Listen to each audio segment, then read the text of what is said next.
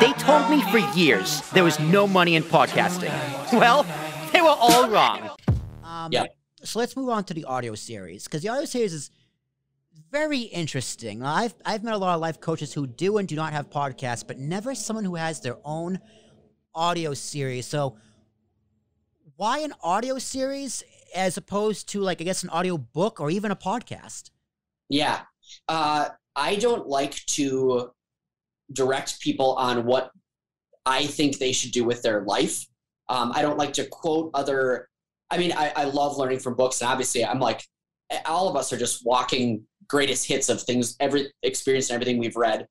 But in my experience, storytelling is almost a sideways way to bring in a new concept. And in this way, do you remember being in kindergarten or first grade or even younger than that with your parents, where your parents or a teacher would read a book to you? Yes.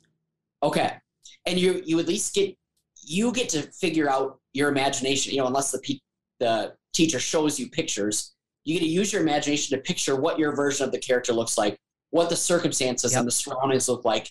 And while I like to create some of that with at least the sound effects that I am very picky about and the music that I co-produce with my studio engineer, I do that to invoke a certain feeling for the stories, but I want people to be able to get into the stories themselves, because even if during one 5 to 10 minute story, they get out of their head and into kind of the big picture of life, like somebody else's situation, they're going to find options and choices that they get to make by hearing that. And some of the stories end with kind of mysterious. Some of them, they're not all happy, like motivation. Inspiration can also be like a drug we hit, feel good for a while. But I really, really think it's important to get people to think and feel their own lives while hearing other people's stories. So I believe in storytelling, and I think a lot of audiobooks can be a lot of information, and podcasts can be someone talking at you or even talking with you through conversations with other people. But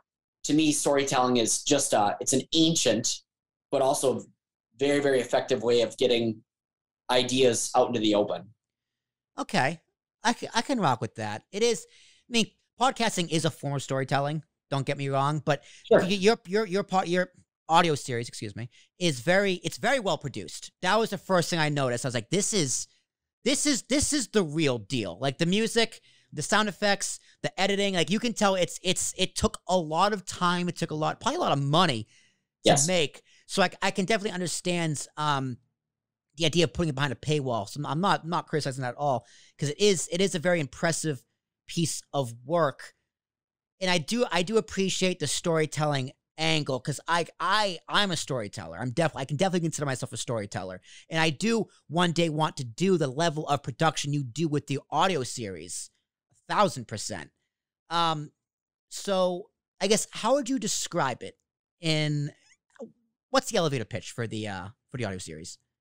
The elevator pitch is, these are basically transformational, self-improvement audio stories that empower the busy, those of us that are restless, and those of us that feel stuck. I empower them with fresh choices. Okay. And I will say too that it's fun self-help that gets you out of your head and into the big picture of life. So who's the target audience? Anybody that, like I always talk about people being busy, because again, a cage of priorities, a cage of schedules, a cage of things we think we should do, obligations, I guess is a good word for it. People that feel really, really busy, and not that they, like, you could be sad about that, you could be upset about that, but know that there's something out there for them, but they don't know how to get out of the roles and the things they agree to. And I also say, like, people that feel restless, like kind of itchy, like there's more to life than just feeling good at the bottom of a glass of something, turning to sex for something, like all of the ways that we cope and we use drugs, things that we make us feel good, and the instant gratification pieces, that there's just this little voice or a little itch that tells you there's something more.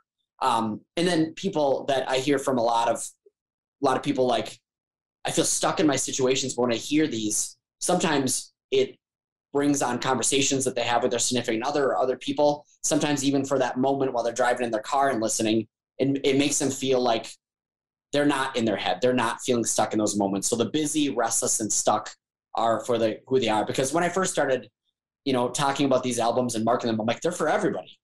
And I still believe that they are. Everybody will get something from them. But I pinpointed down to those three were the themes I kept hearing when doing, market research interviews with people who enjoyed the albums. Yeah.